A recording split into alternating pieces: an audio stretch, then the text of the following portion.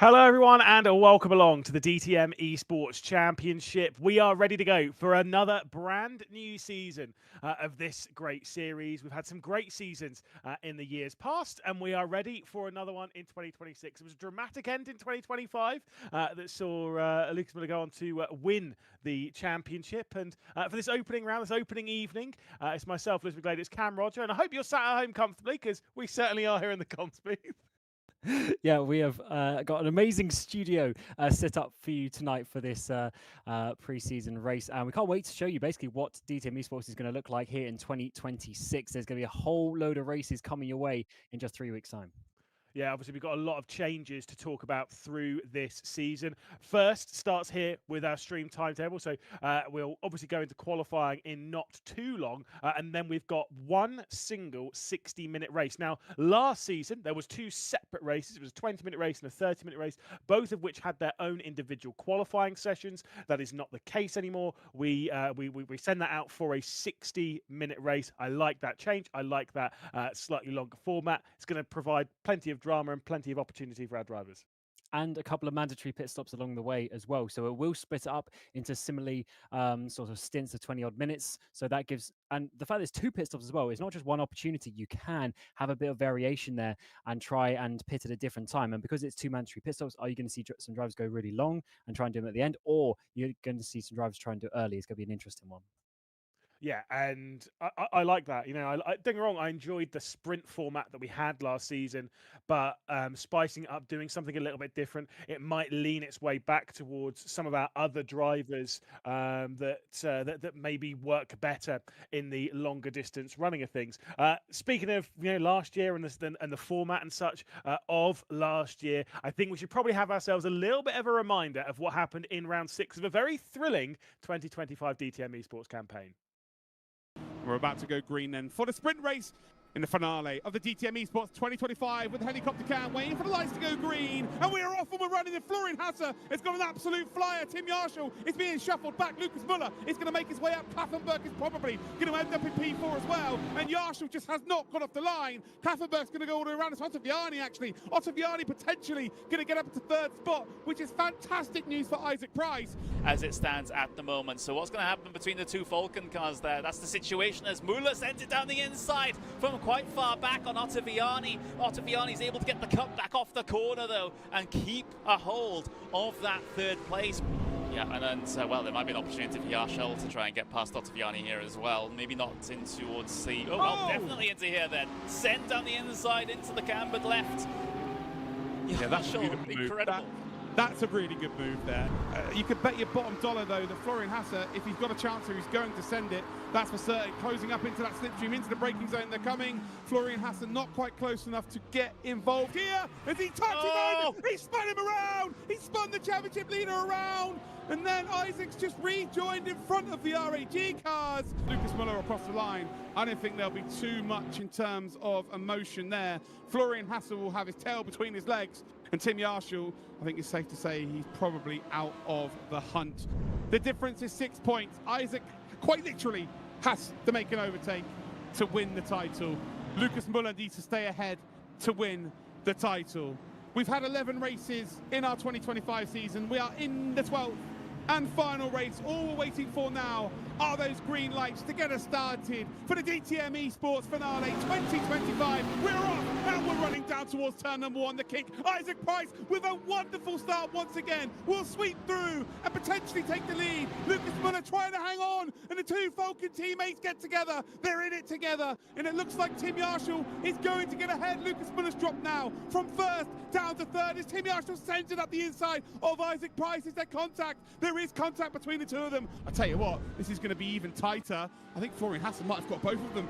I think he might have got both of them here. How close is this going to be? He has. So Tim Yarshall is going to come out behind him, and it does come down to this. Isaac Price has to make the move to win. To round in the final couple of corners here, ladies and gentlemen. Florian Hasse is going to take the victory here. It will push him into second position in the championship. Tim Yarshall will finish in second spot, and he will indeed finish fourth in the championship. Isaac Price will finish third in the race and third in the championship. But by my calculations, Lucas Muller, by crossing the line in fourth position, will be your DTM eSports champion 2025. His first major championship, the third German to indeed have that title.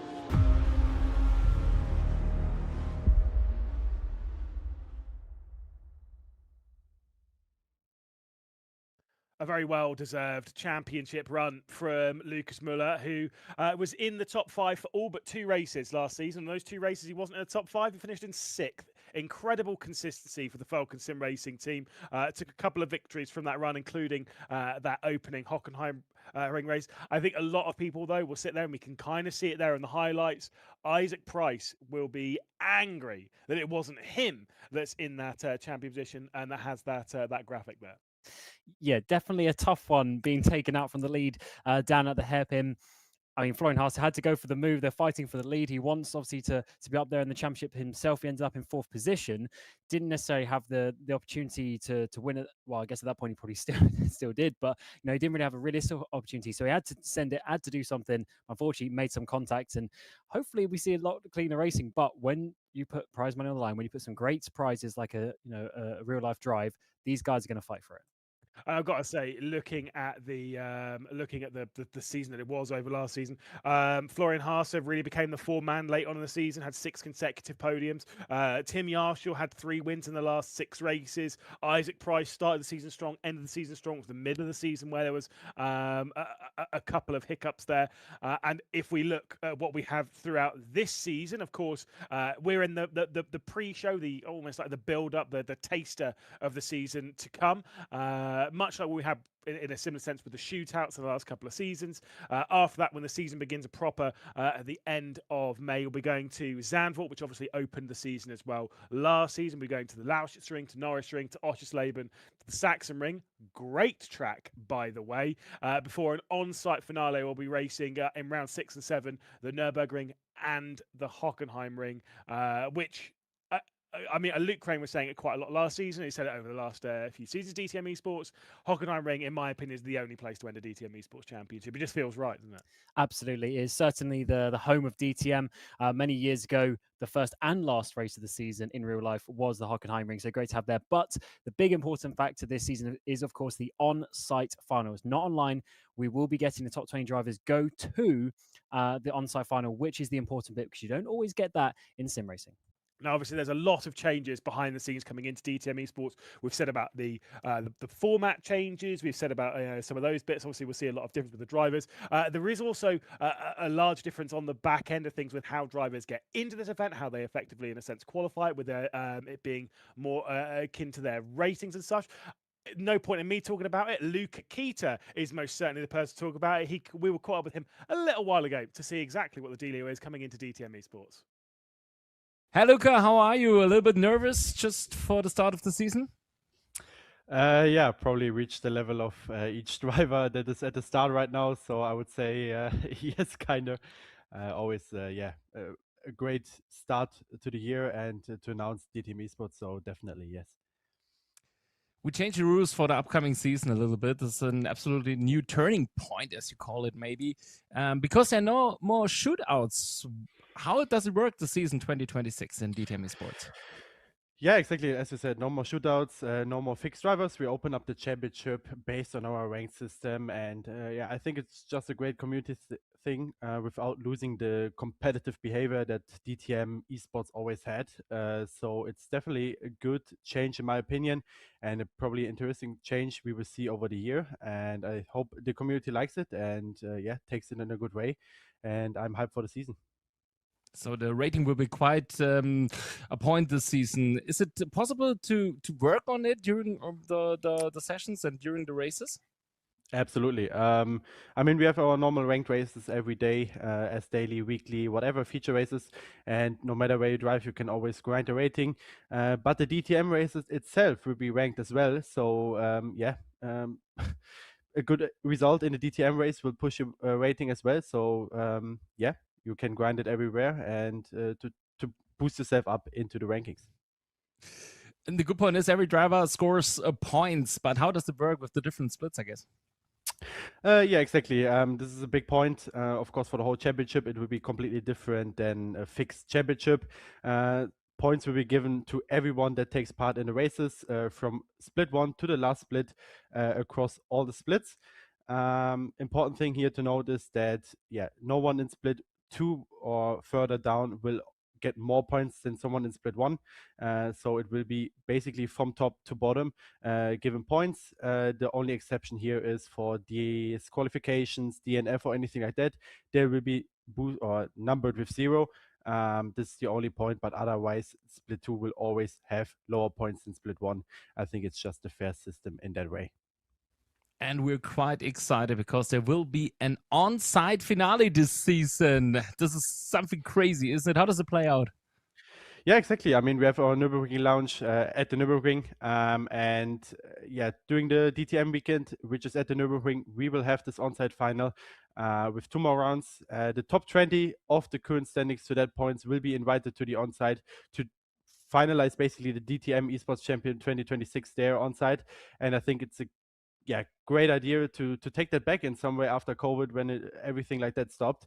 And we bring it back with this year, and I hope the people enjoy it. And we have a really, really great show and final at the DTM Nürburgring, and I hope it just plays out really well and we have a good time. So hopefully we see each other then in the mid of August for the great finale. We would see there all of you guys. Hopefully you join us. And last question, who is around to race with customized liveries? This is an important question, I guess.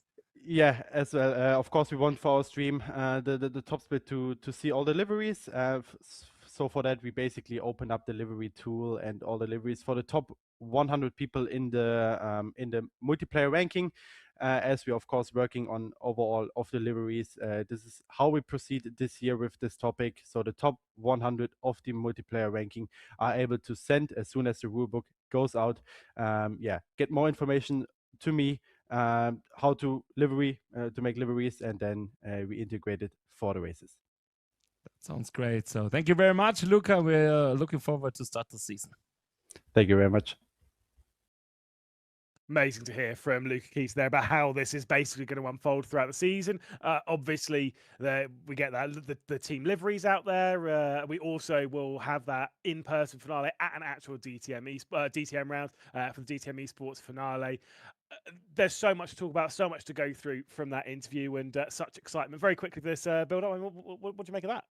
It's going to be an amazing season. Having an on-site final for a sim racing event is just absolutely amazing. If you've never been to one yourself, it's amazing getting everyone in there. There'll be people from all different countries going there. The atmosphere will be great. Yes, there'll be some drivers who have some beef on track during the season, but when you get in person, it's so nice just to meet people, shake their hand, and just experience the sort of community aspects, which is something that RaceRoom does really well. Well, we're getting towards qualifying. Let's also catch up because a lot of interviews have been done before this. Chris Vacabao is also talking a little bit about the prize pool and such like. Let's hear from him earlier as well. So, Chris, the prize pool will again be a big part of the season. It's again 75,000 euros. That's similar to last season. How is it structured? I would say it's a little bit higher than last year. I think about 5,000 euros or something. We split it up differently. So this year we have a cash part of 20,000 euros and we have a non-cash part of 55,000 euros. So, and the non-cash part, there are some prices to be defined yet, but we already have partners for a GT4 test for the winner. We have partner for a cool pole position award, and we have cool partners for the fastest lap award at the moment. Can you name the partners already? Yes, of course. So we have KW and BBS. They will spend the prices for the pole position award. You get a pair of rims, you get a suspension kit, also the travel to Fichtenberg, and the implementation of the tools in your car is also included. We have a really cool DTM designed rig for the fastest lap award presented by Track Time. It's the Series 1 rig. And of course, we have some smaller prizes from Sensed Haptics, this moving system for the seats. We will raffle these prizes between all the drivers who finished every race. Also, we will have some brake pedals from Racewerk. So there are a lot of different prizes, and not all of them are related to the winners. We also will raffle some prizes for everyone so that everyone has a real chance to win something. That sounds great. And what is a big part is that you're present at the DTM races, I guess, also this season? Yes, for sure. The BT Pro activation will go on, and for this year, we will start next week, and you can try to beat the time that you can win tickets for Sanford. So this will be done every round. Then we send 10 winners to the next or the upcoming DTM race, and you can try to beat the DTM Pro on site and win cool prizes and a really nice trophy. One question a lot of people are asking is when we can expect the new cars and the new liveries for the season 2026. So at the moment, we are working on all the missing GT3 cars. So we talk about the Ford Mustang, we talk about the Aston Martin, the Temerario, Lamborghini, and also the Porsche Evo. All these cars are in the making, and they will be ready in June. Also, the 26 liveries from the DTM will be ready by end of June. So the car pack, let's say, we don't know exactly when we will release it, but the goal is that the people who will qualify for the on-site final at the Nürburgring will compete in the 26 car pack. And the DTM eSports Championship has exciting races seen over the last couple of years. And but why? And this is a question directly for you. Why will this be the best season of all? You know, I'm really looking forward to this championship because it's for everyone. So, you know, it's not this closed circle championship anymore with the same 30 esports drivers you see every year or on every platform. So this year, I think the grid will be really different. And yeah, because everyone can take part, this will be the best championship because it's a championship that combines esports drivers and community in the same championship. And that's why, for me, it will be for sure the best championship we ever did on RaceRoom. Sounds great. Thank you very much, Chris. You're so welcome. Bye-bye. Thank you both to Chris Vacabauer and to Luca Kita catching up with us before the event, before this brand new season, which of course will begin with this pre-season event. No points gifted out today, but you can see a little bit of the circuit. Red Bull Ring, great for overtaking, great for racing. We've already had split twos and whatnot that have done a few of their races, so we're getting ready for our one here in the big broadcast split. But what a track to go racing at. Yeah, it's got a load of fast straights, a lot of hard braking zones as well, especially turns 1, 3, and 4, like we can see here. Every single one of those a great overtaking opportunity, especially uphill in towards turn 3. Big uphill, heavy braking. Because of the hill, you can really brake late up in there. And because it's so tight, you can obviously send it down the inside. And I'm sure we're going to see a few drivers try that.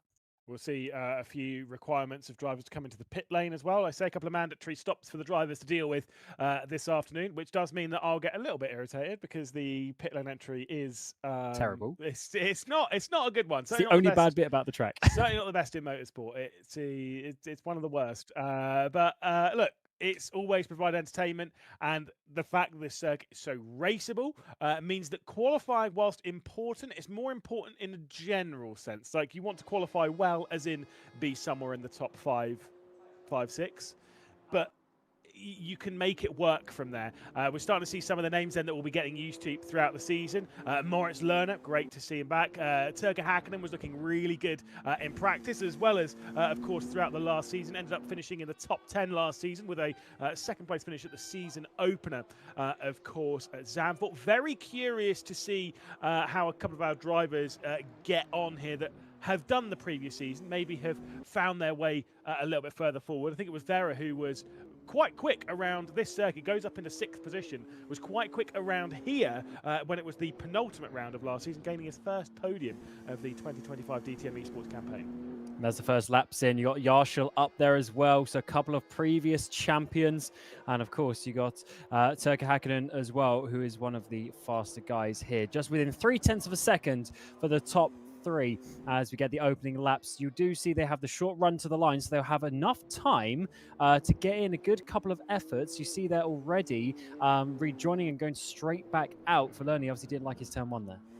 Obviously great as well to see Jack Keithley back, goes purple in the opening sector. Gael Valero into the championship, one that we've known quite a lot from, especially from like the iRacing side of things, jumping here over into RaceRoom again, showing the competitiveness and you know, drivers wanting to be in things like DTM eSports. We have seen that with a little bit of some of the drivers coming out of other simulators to do this championship before, and so it's great to see Gael Valero in there. Turga Hakkinen moves up into 3rd position, someone who again has been well versed on other platforms, and he's really settled himself with the needracing.com team.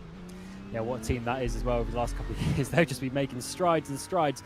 And as you're saying, Valero there, he's just jumped up into P4. A lot of purple lap times coming out there And also Yarshall going purple in the first 2 sectors, may be able to take off. Keithley up into 3rd, half a 10th the top 3.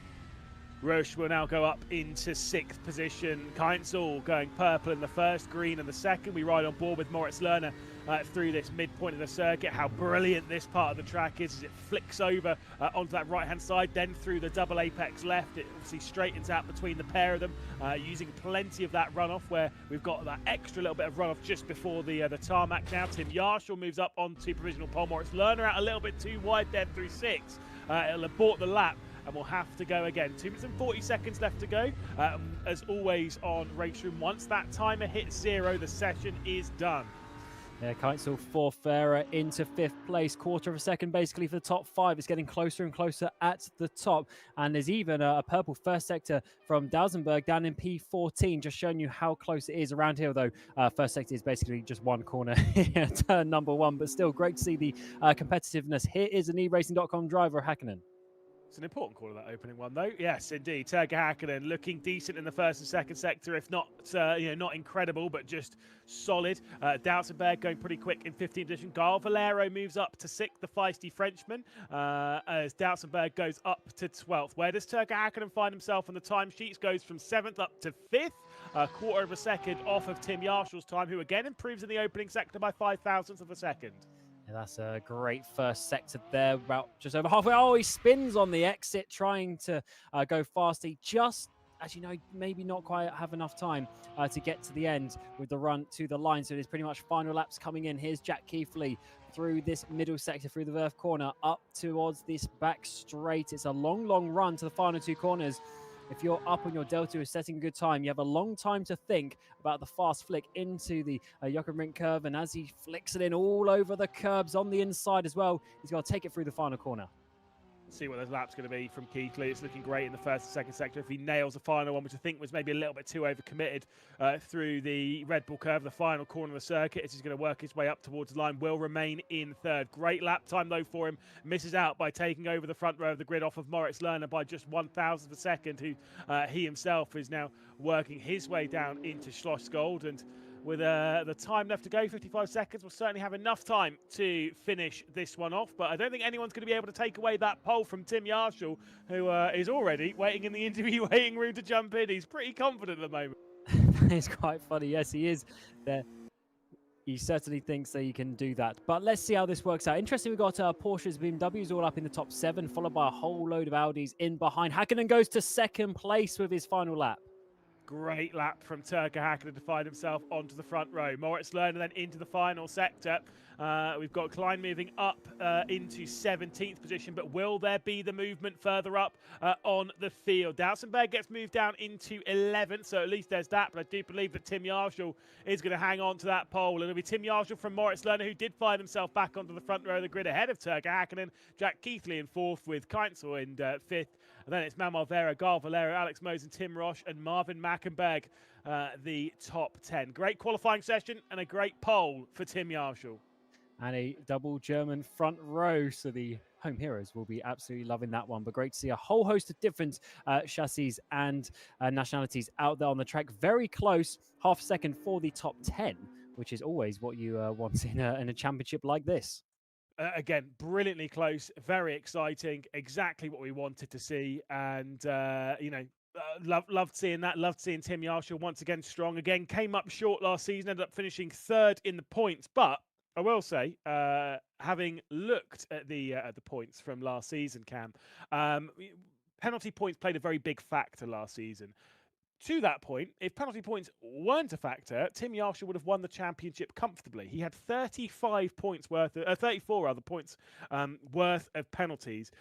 It was only 6 points penalties for Lucas Muller, and he was only 16 points behind. So Tim Yarshall, before the penalties, was our champion. He'll want to come back strong. He won 5 races last season, is the was the defending champion going into last season. He's an incredible driver and starting this one out very strong as well. Yeah, the penalty points are a big factor because it doesn't matter how fast you are. If you crash your way to get there, then you're not going to be winning the championship. And that was a very good thing to point out as well, because 34 points. I mean, that was the most, of anyone really up at the top. I mean, the next closest person was Ottaviani with 24. It's already 10 points different before you even start. So to then have 28 points more than Lucas Muller of reductions. That is a lot when it's such a tight championship, like we saw, half a tenth at the front there in qualifying. A brutal review from someone so clean. Thanks, Cam. I'm a great driver. No, Thank you. Look, it's fine. It's fine. You are a champion in the world of sim racing, I know. So there is at least that. Not at this level, though. No, definitely not. Not to be that guy, but you'd be struggling to score 34 points normally, let alone 34 penalty points. Same as me. But what do you make of that qualifying session? Seeing Turka Hakkinen go strong, Moritz Lerner on his return, again being strong. We know what he's like when it comes to his ruthless consistency for the Mouse team. Yeah, I'm really excited to see what those guys do, because the cream has already risen to the top there. All the top guys front loading it. And as much as maybe the points aren't on offer today, this is where they're going to set the course for the season, because you're going to find out who your rival is, and you don't really want to have an accident with them right now, because otherwise, when we get into the 6 rounds of the championship, there's going to be a little bit of animosity there. So today, as much as like showing your cards in terms of your pace, it's also as much as you got to make your friends in terms of you don't have any beef with someone in the pre-season race when you're coming into such an important championship. 1 hour of racing, very different than what they've done before. Obviously, a lot of these drivers where they have done the sprint race, we saw it in that highlights for round 6 from last season. They do get a bit elbows out. I'm still expecting them to get elbows out. As much as this is GT3 racing, DTM's heritage is still in touring cars. And let's be real, it showed in the DTM eSports Championship. It showed in the DTM season finale where Antonio went pretty aggressive, and Lauren Heinrich, trying to look. It was great. Well, it absolutely was, and as you say, yes, we may have gone to GT3s in recent years, last 5 years or so, but it's a very ruthless style of racing, and the fact that we have the pit stops, etc., even with these GT3 cars, is going to be very tough out there. And we have a bunch of great tracks where we can race, but there's quite a few like tight and twisty tracks over the course. So it's not like there's all these big long straights on all these tracks where you can just dive down the inside. It's going to be about consistency, keeping on the road, placing your car, and with the 2 pit stops, your strategy is going to be important for your track position. Which I will say, I think is great. I love strategy. I think it's such an important part of motorsport. I think it's been deeply ingrained in DTM's heritage, even back to when it was the Class 1 specifications. Pit stops were still a big part of it. Yes, it's sprint racing. Yes, it's touring car racing in that sense. Obviously, those were absolute monsters.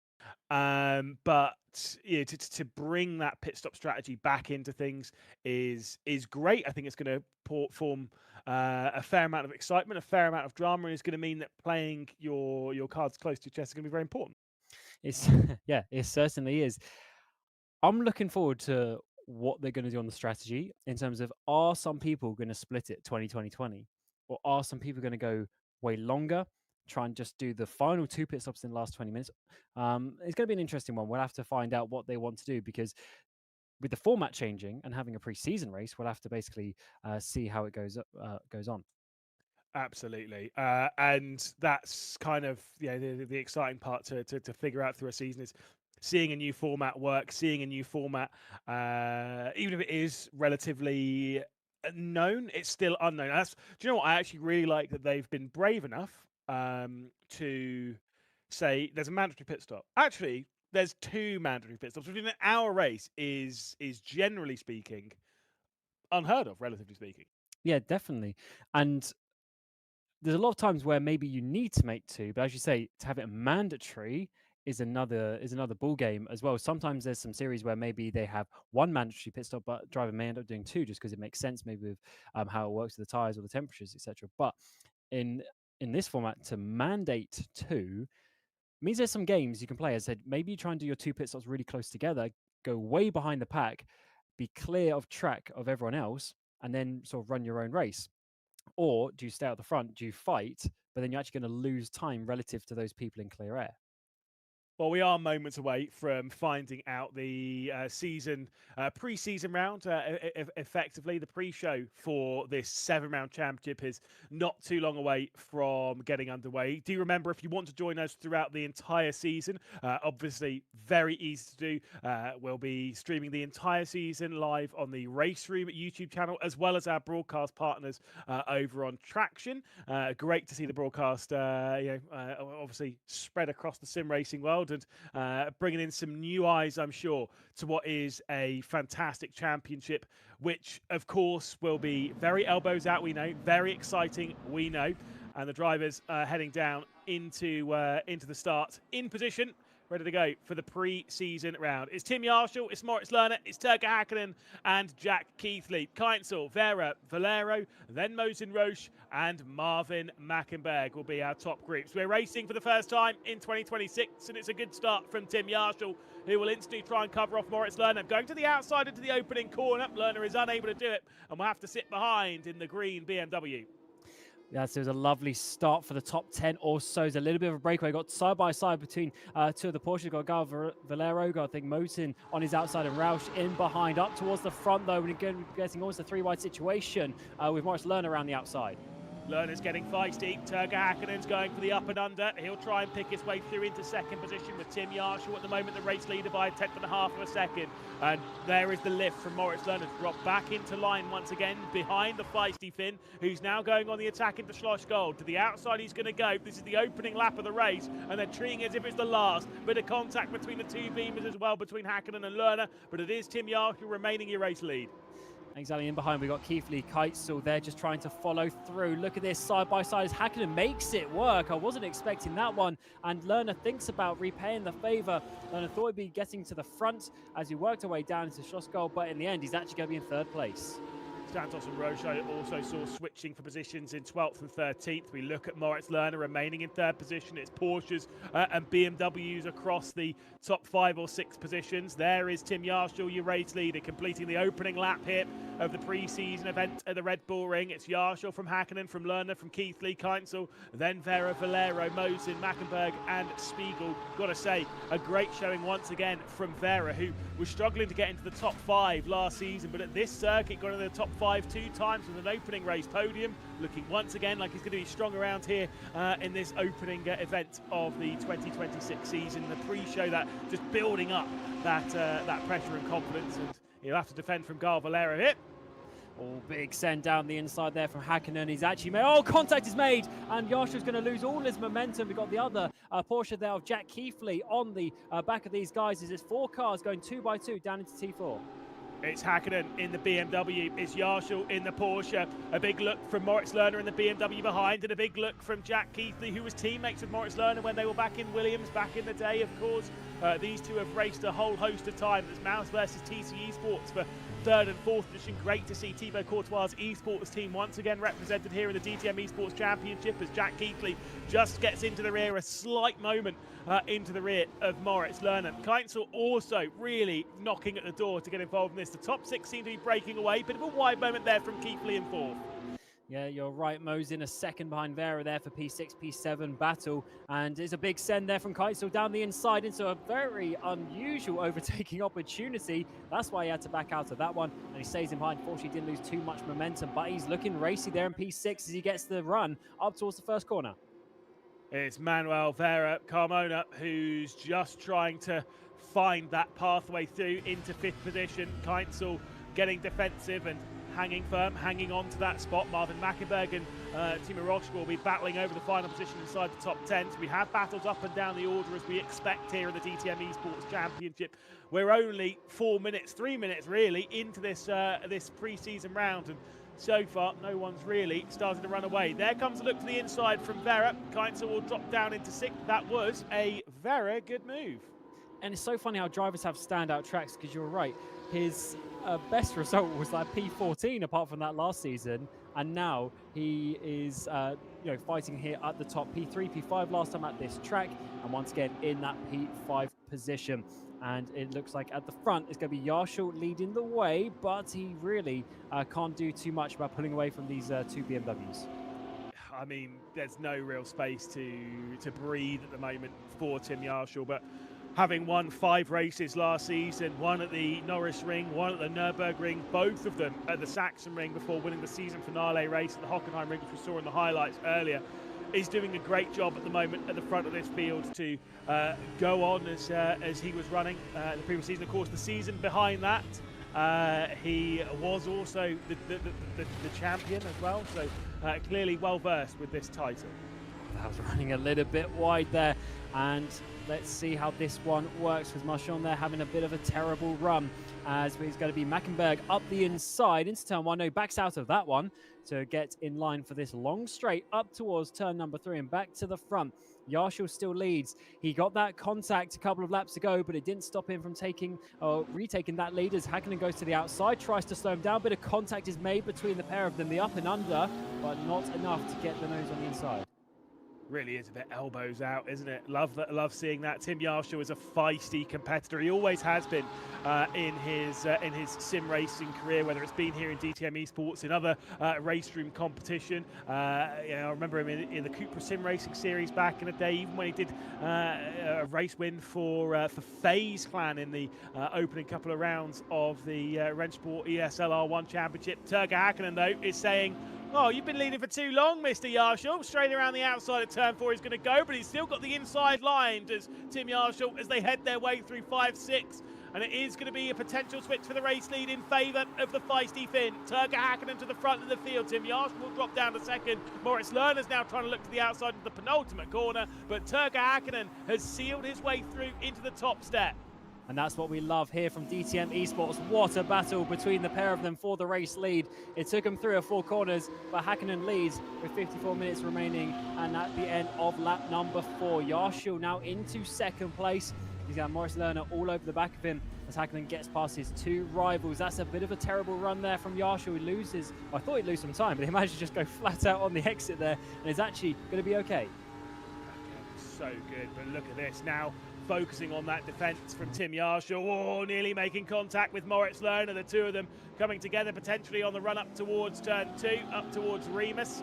And once again, it was Turger Hakkinen just kind of breaking that slipstream, finding his way through. Tim Yarshall was having to focus backwards. Might have been able to pull out a bit more of a gap. He's only pulled out 0.4 of a second as Turger Hakkinen. Tim Yarshall in second, Moritz Lerner in third. Will he remain in third though? Because Jack Keithley is forcing his way through. A little bit out wide goes Moritz Lerner. And Jack Keithley will find his Porsche up onto the final step of the podium. We are only 7 minutes into this pre-season round, and well, they're not letting up. Absolutely not. Love that from the TC Sports driver. What a send up the inside. Brave on the brakes. There was just about the width of a Porsche up the inside there. Moritz Lerner, who, to be fair to him, gave him the space. I think if this was a real round in the championship, there wouldn't be quite as much space on the inside. But either way, amazing racing between the pair of them. They now have Vera all over the back. He's looked so fast. I say all day. It hasn't been that long into this race, but he's looking fast and he's looking feisty to get his orange Porsche up to the front. Keithley defending on this front straight, needs to get back in the racing line to have the momentum up the hill.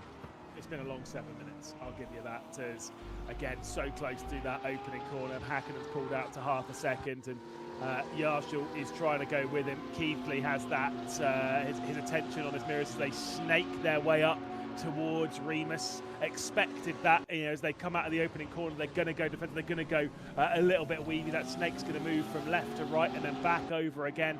And it is going to do the same thing here on the run down into Schloss Gold. You can see Turger Hakkinen there trying to break the slipstream of Yarshall. He knows he's not going to break the slipstream, but it's more about trying to delay the run. It's more about, honestly, even trying to create those moves from those behind. Very late on the brakes goes Tim Yarshall and nearly clattered into the side of the BMW that leads this race. He's very confident on that brake pedal. And what this has done is allowed the top 2 to get away a little bit. So Moritz Lerner is really not going to be liking this one.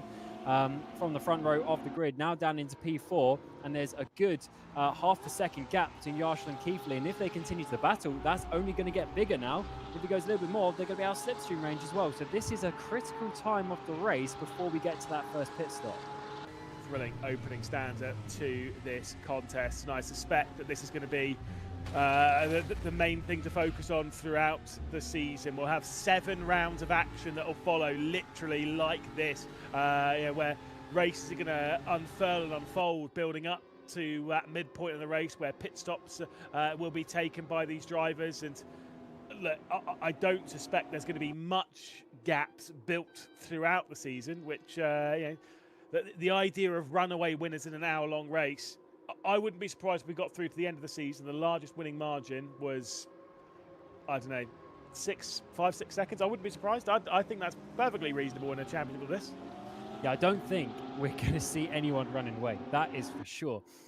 the quality of this grid is way too good for that. You can see how close they're staying already. Yes, a couple of pit stops will add some variance into that, but I think we're going to have a great season. Up the inside goes Moritz Lerner to try and regain that P3. He's found the nose up the inside, an exact copy of what Keithley did to him about 2-3 laps ago. He's going to remain on the outside, squeezes him as we work our way in towards T5. This is getting close. This is brutal racing between the two of them. Keithley on the inside and the Porsche pushing out the BMW of Moritz Lerner. And now to the inside comes Vera as he's trying to find a pathway into 4th position. Can't quite do it. The Spaniard remains in 5th position. But brutal racing between Keithley and Lerner, allowing the top two of Hakkinen and Yarshall to build that gap up and up and up. Nearly got to 2 seconds. First and second, back towards third. It's Hakkinen leading from Yarshall, Keithley, Lerner, Vera, Keitznell. Then it's Mosen, Spiegel, Roche and Doutsenberg, the top 10. Marvin Mackenberg was running towards the back end of the top 10 to start the race. Now runs down in just 15th position. Just showing you how easily you can go up and down. And look at all of the gaps on the tower. I mean, we're talking tenths. There's a couple of small gaps opening up, but there's only 3 outside of a second, which is really amazing to see. Jack Keithley there 2 seconds behind, which means he's going to have to defend some more. Hard to the right-hand side of the track he goes. He's got the inside line up towards Remus, and contact once again on the outside. This is going to allow Vera to get up the inside. So Lerner is just going backwards in this race. Lerner's going to be fuming at this. Every time he's trying something on Keithley, Keithley's doing something maybe a little bit to draw the attention of race control. Not saying it's dirty, but saying I'm sure there'll be a few words spoken between the pair of them after this race. To the outside, Lerner. To the inside, Vera. Vera cannot do the move there. Lerner's very committed into Schlossgold. Will pick the slipstream back up. The Porsche ahead of him. This has brought Keitzel back into it. It's brought Mosen back into it as well. And this is the final step of the podium they're all fighting for. I mean, it's one of those ones where I'd say, drivers of this caliber, maybe they're trying something different on strategy. They're just fighting hard, though. That's all it is. They are just fighting. Maybe that little bit too hard here in the early stages of the race. Yeah, possibly, because what it's done is it's brought back in Keitzel and Mosen on the back of this train. So there was sort of a 5-car breakaway at the front, and now that has brought these guys back into it, and it's the top 2 who've got away. So the gap between 1st and 7th is about the same, but it's just where those 3 in the middle has gone. We go back to the front, though, as Hakkinen still leads. Got half a second on Yarshall, and he is looking very, very strong. Just the single podium for Turkka Hakkinen last season. That was in the opening round at Zandvoort in the second race, the feature race, the 30-minute race. So clearly has come to the racing for slightly longer periods of time. Over the rest of the season, he only finished in the top 10 3 other occasions. One of those was at Zandvoort. And then, of course, in our season finale race. But Hakkinen's been getting stronger and stronger on this platform, and it's showing. Back to the fight for third. Keithley and Lerner. It's Lerner to the outside. Is he going to try and send it around the outside of Schlossgold as he was able to hold from Vera? But in deep goes Jack Keithley. And again, he's very comfortable with how wide that Porsche is. Here comes a look, though. Trying to find his way to the inside. Can't quite do that. Or Vera to the outside. He's trying to make this work. He's going to get squeezed out there by the BMW of Moritz Lerner, who was so aggressive there. He went hard to the left-hand side to try and get up the inside of Roush, but it wasn't quite enough. He's now going to squeeze to the inside again, but Keithley's blocking him off. They've lost another second in the battle for the top 2, so those 2 really are completely gone now. It is the battle of these guys to just get 3rd position, and Lerner is definitely the faster driver of the 2. He just can't find his way through. Keithley's doing a perfect defensive drive. The issue with him is you have 2 pit stops to go. I'm not sure it's perfect. It's very aggressive on the defence. I get the feeling it's going to end badly in tears, for at least 1 or 2 of this group, especially as every time Lerner's trying to go for something on Keithley, he can't quite find his way through, and Vera's thinking, right, my turn then. If there's someone, if Vera gets a little bit more impatient later on, if he gets a little bit more aggressive later on, he's going to try and force the issue, and that will end badly, I can tell you. There's that close move again going up towards Remus, out of the corner. There's the defensive line coming in from Keithley once again in the yellow Porsche, the Manthey Porsche that's ahead of the BMW. Obviously, Kieran O'Leary will be very happy seeing this one. The big yellow monster currently hanging on to 3rd position. Once again to the outside, that is way too deep for Lerner. He's really trying something down to Schlossgold. It's almost at a point of over trying that he's eventually losing from that. To be honest, Stuttgart is really the best place to overtake on this. And as you see, the pit window is going to open in 30 minutes. So 30 seconds, I should say. Is people going to jump in straight away, or are they going to wait a little bit longer? Because if you're battling on track, you almost want to get out of it and have some clear air. If I'm in this train for third on back, I'm wanting to bail from this group ASAP. Now, none of them can bail this lap because, again, it opens in 12 seconds. A couple of drivers further back might be able to bail in, but realistically, it's not going to be anyone in major contention. Marvin Mackenberg and Martin Klein will be battling over 15th position, seeing that go in the... Whoa, off the road goes Moritz Lerner. That might allow Vera to come through here in that orange and black Porsche. Let's see if that one's going to switch over as the pit window is officially open. 1 second between the top two. Fastest lap goes back the way of Turka Hakkinen, and the battle for fourth position finally goes the way of Manuel Vera. Jack Keithley will remain in third, but it's Vera now running in fourth, and it's fifth for Lerner. Keitzel and Mosin, the other two involved in this fight. Wow, that is a rough day for Lerner. He's seen his championship rivals going up ahead in P1, P2, and he's just got stuck in this train around some fast Porsches. Couldn't find his way back through Keithley. Vera's got him now. Now Keitzel, and then the Audi. I mean, it's been a lot of BMWs and Porsches at the front, but then the Audi of Mosin is coming in the back of this battle.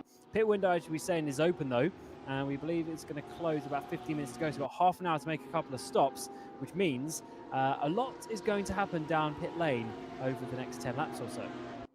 I've seen a couple of R8s involved. Been seeing a little bit too much of BMWs. I know you'll be all right with that one, and Porsches as well. But love to see a little bit of Audi R8 action in this. There goes the send from Moritz Lerner into the final corner. There's contact, and Manuel Vera's been sent round in all of that. Off of the final corner they go, and you've got to say that was maybe a little bit too aggressive from Moritz Lerner. Jack Keithley and all that, by the way, came down into pit lane. He was at the head of the group, found his way down on, and will do the first of his mandatory stops. But what do you make of that one, Cam Roger? Yes, as you say, too aggressive. The batting the last 5 laps has been starting to boil over a little bit. They've been getting frustrated, being sat there behind Keithley and especially Lerner. So we'll have to hopefully see the drivers calm down a little bit, but that's a shame for Vera because he was looking so fast. Keithley chose the perfect time to go down pit lane though and just get out of the way of all of this, and that's what I mean. Go in early, try and get your pit stop out the way and get out of the battle. You just lose time. They're 5 seconds off Tim Yarshall now. It's promoted Libraghi up into the top 10. Carl Valero, Marchon in there. I think quite a few drivers have bailed their way off pit lane. Jack Keithley, you can see both the Mackenberg, Sven and Marvin Mackenberg, also 2 drivers that have completed it. You can see it by those on the left-hand side of your screen on that tower. Anyone with a red circle and a P next to their name, those are drivers that have made their way onto pit lane. And obviously the green circle and the number, you can take a wild stab at the dark. That will be them with how many pit stops they've done. At the moment, it is 1 for Keithley, 1 for Sven Mackenberg, 1 for Marvin Mackenberg, as Mosin works his way down onto pit lane. And the pit lane is going to be an important factor. Yes, it's Roush who went that time around, but it's going to be an important factor here because the pit lane entry, as you've been mentioning it, is very difficult. You have to slow down a lot more coming into the penultimate corner. So it actually potentially causes some issues for some cars behind. We'll have to see if that is any dramas, if the leader of a battle is going to be going down pit road. Here is Nuno Santos, though.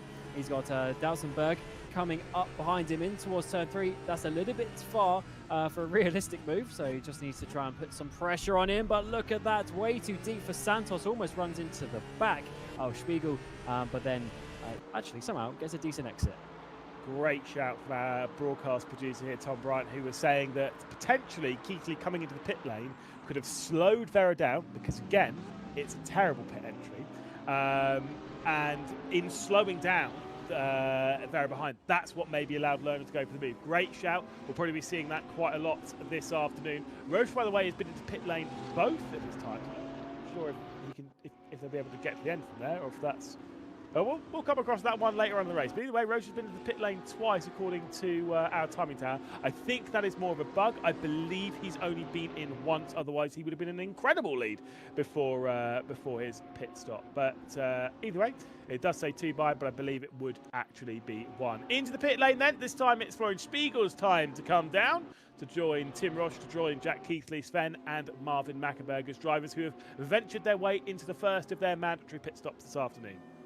And these drivers coming in earlier, of course, will have to do just a little bit longer next time round. But I don't think we're going to be too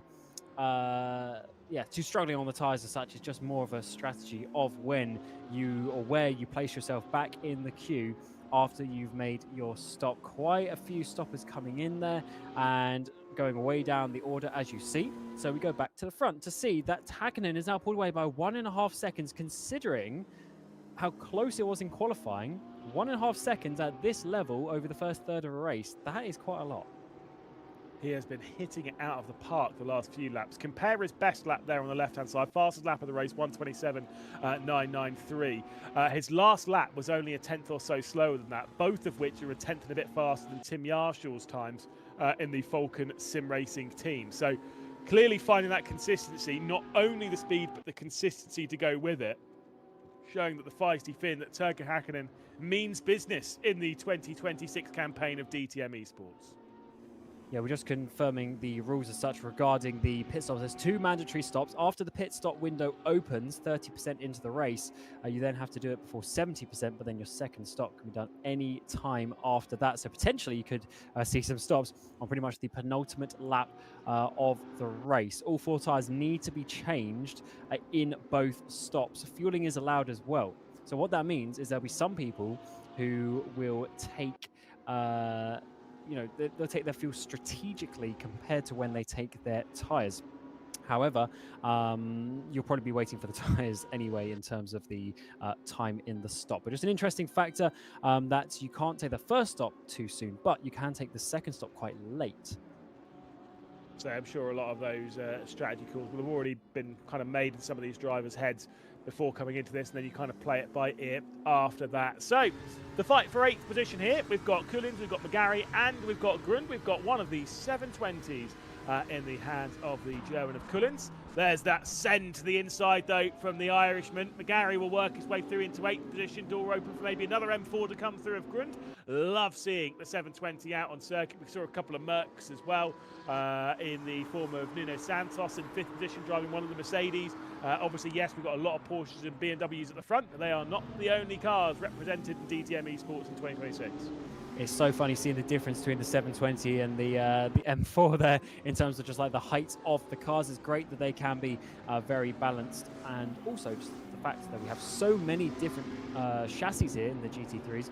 We heard earlier as well about all the other, the most modern GT3s like the Mustang, obviously coming to the platform as well. That is great because it's such a diverse championship. We want to see all of them, and let's see how this one works down in towards the final corner. Oh no, that is a pit stop there, and you see, look how awkward this is on the inside of the penultimate corner. You have to really slow down. Fortunately, no contact that time. I think it is up there as one of the worst pit entries. I'm just going to keep talking about it. It's fine. It might be second worst pit entry of all time. I know in my heart of hearts what the worst pit lane in all of motorsport is, which is a shame because it's a track I absolutely adore. But the pit lane is effectively criminal. But that's fine. We'll I've got a very, very, very much a thinking face on Cameron Roger here in the comms booth as McGarry and Grund battle it out over 8th and 9th position. I'll let you all discuss that one in the comments section, either here on RaceRoom or on the Traction YouTube channel. Either a little bit of contact between the two beamers, McGarry and Grund for 8th position. Any thoughts, Cameron Roger? Thruxton. No. It is a terrible pit entry and exit, though. It certainly is. Here it is around the outside from Jacob, trying to make it work. Not quite enough from Grund to get through, or to from Grund to allow that move to be swapped around. So Jacob's going to have to try again. He works his way up through this middle 2 left-handers on the track, Roush and Wirth, where it looks like Grund is in this middle of the 3-car battle. They are 3 seconds behind McGarry. Gary's 3 seconds behind Mish at the mid part of this top 10. The top 3 or top guys come in though. Got Valero, Keithley, and Lerner. So that leaves Hakkinen and Yarshall at the front, and then Nuno Santos is coming through in 3rd position. We're seeing who was that coming in? That was a really weird. That was a late pit lane there from Gary. I don't know if he intended to do that, but he came through the 2nd pit entry, and we'll have to see how that one works out. A lot of drivers now taking their pit stops. It's only going to be the top 10 or so, not even that top 8 still out there. Can't wait for this season to begin proper, obviously, at the end of the month. If the racing that we've had today is anything to go by, and the strategies that we're seeing employed, very different strategies we're seeing employed, should be a great season. We've got the battle for 5th position. It's Andreas Grund on the left-hand side, and that BMW. Hendrik Jacob will be to the outside in the BWT Mercedes. Can't quite get through there. Alex also not too far off. And to be fair, not a million miles off the rear of this is the lead battle of those that have pitted, which, by the way, Moritz Lerner has jumped Jack Keithley in doing so. He's up to 9th position is Lerner. There's that send to the inside. Andreas Grund and Hendrik Jacob going into their fight. Great battling between the pair of them. A big look to the outside coming in. With no move coming in from Hendrik Jacob. And regarding your point on Lerner, that's an important one because he was struggling to get past Keithley on the track. He's done in the pit stops. Let's see if he can pull away for his mid section. Remember, their 2nd pit stop can be taken any time after the 1st. So in theory, they can take it straight away, get them out of the way. But I guess you want to use those fresher tyres for a few laps and also just balance out the fuel loads a little bit in terms of your pit time as well. Yarshall comes in. So Hakkinen, he's leading, and he's also going the furthest in terms of this 1st pit stop. Yeah, clearly going to do 2 pit stops relatively close to each other, you'd suspect, from the feisty Finn. But again, these are the strategies that would have been in his head effectively since reading the rules, maybe even from the first time, at least since practicing this circuit over and over again. Jacob and Rodriguez, those two are also in the pit lane. So it's just 5 cars left to come into the pit lane. Hakkinen, Santos, Mish, Grund and Alex, the top 5. Hopefully when Gaspar comes in, he won't miss his box. Yeah, well, look, I'm going to bring those out every now and then. Don't you worry about it. I know you missed my one earlier, so it's okay. Oh, I didn't miss it. I know you didn't. In truth, the battle for 6th and 7th between Lerner and Keithley. I was right the first time. It's the battle for 7th. This is effectively the battle for 3rd and the final step on the podium at present. And this is a feisty battle. They've pulled away from the other drivers around them. If you remember, we had about a 6-car battle behind Keithley, all getting very close together. They're now released. It's just the pair of them. They're on those fresher tyres, and they're able to push again. Lerner goes a little bit wide there, but he's just about holding on nicely from Keithley. I think he's going to be able to pull away. He's over half a second now, 7/10 through this middle sector. But the problem is that they've got 4 seconds up to Yarshall. Such is the battle, or such was the battling earlier. Interesting that Hakkinen is going so far, by the way, because that means in terms of the fuel load as well. I mean, fueling is allowed. I don't know how they're going to necessarily split it, but he was fast and he clearly had a load of fuel in there as well. Clearly, yeah, and obviously it means the car's running you'd suspect quite light at the moment. Depends on what he puts into the car in the pit stops. Yarshall might have been running a heavier car to take less fuel on the pit stops. A lot of question marks like that, and a lot of things up in the air when it comes to the strategical elements of this race. We're approaching halfway through this pre-show event. Thank you so much for all those that are joining us. I did notice that no one's jumped onto my question of what's the worst pit entry and exit in the world. Any thoughts, Cameron Roger, before I reveal the truth? Oh, I'm ready for it. It's Brands Hatch. It is the worst of How both. did I not think of that? Great track, worst of both. Especially as I've ridden that track myself on my bike, right? And it is impossible to do it without having someone run into the back of you. Really. It's truly, truly terrible. Love the track, though. Great vibes through Westfield Bend, Hawthorns and all that around. Unfortunately, we're not obviously, it's a circuit in DTM's history and its legacy, but not when we're racing this season of DTM eSports. I say unfortunately. I actually think that's perfectly fair. It's a little bit too tight for GTs. Did you go to DTM when it was at Brands Hatch? I did once, yeah, back in 2005. Oh, wow. Long time. Good old Gary Paffett probably was out there. I went in 2018 when I was still the Class 1s, and that's when Mercedes were doing really good, with Paffett, DeResta, etc. at the front. Oh, those cars were absolutely remarkable to see in real life. And then also I went to the Hockenheim ring, the year Marco Wittmann won, although he'd won the championship, I think, the race before. But that was actually a really good one as well. It was a great atmosphere there because the the fans are so passionate about the DTM.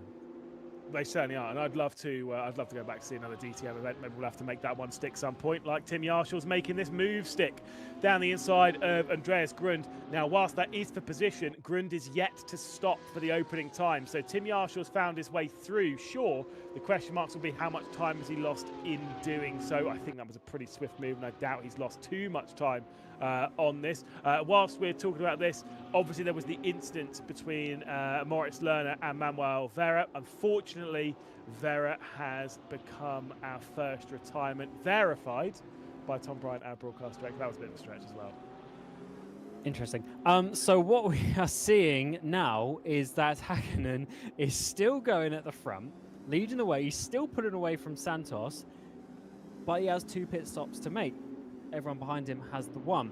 I would assume with the speed that he's continuing on, because his last lap is still a 28.1. Like, his lap times are still really good. He's going to be able to hold his lead, and now he's got the clean air. I mean, he had clean air already, but now that he's got no one around him to worry about, he can just do consistent laps of 5-10 laps, then make his stop. I mean, pace is definitely not an issue for our race leader. It is becoming a bit of a problem for Tim Yarshall, although you can see there, best lap, last lap. His last lap was faster than his best lap. The reason being he exceeded track limits or something in that kind of vein. The problem is for Yarshall is he's getting stuck in traffic. Big defense coming in there from Alex as he's trying to fight his way through to the inside, and he's going to go straight on there into Remus. Alex getting super aggressive on Yarshall, and he had to force the door open, but that has cost him a whole heap of time.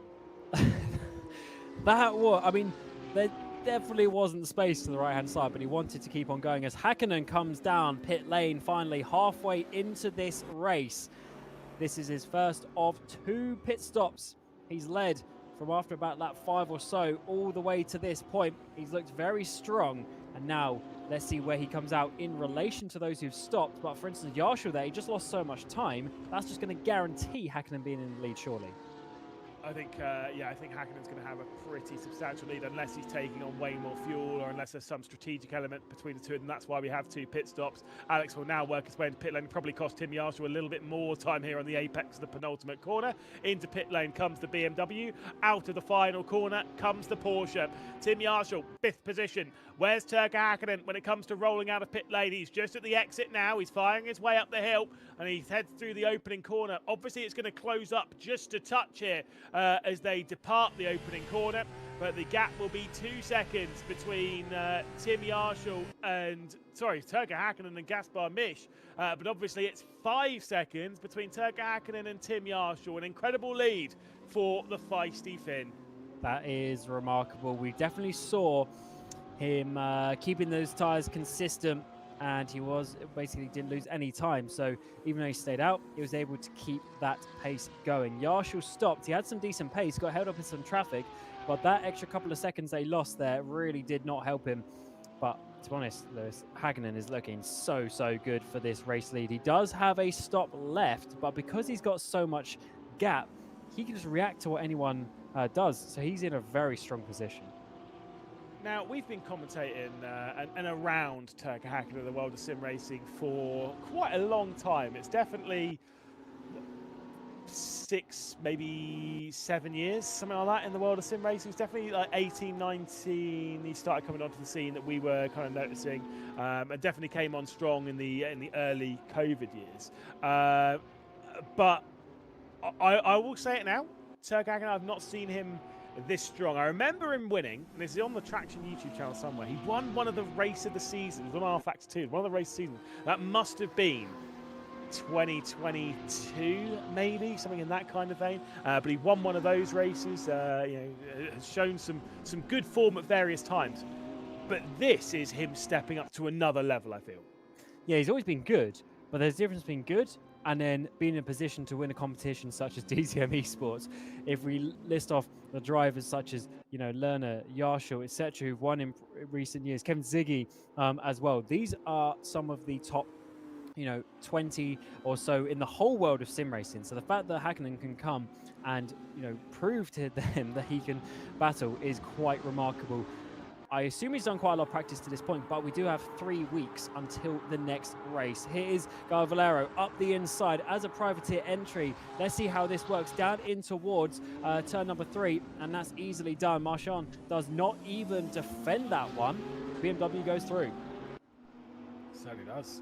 Valero, great to see him on the scene. Marchand, the 2 Frenchmen, for 14th position. Livragi's 4 seconds clear of this, but Klein is closing in. And of course, during the actual season of DTM eSports, these will be some decent points paying position. I mean, even the last season of DTM eSports, everyone who finished the race technically scored points.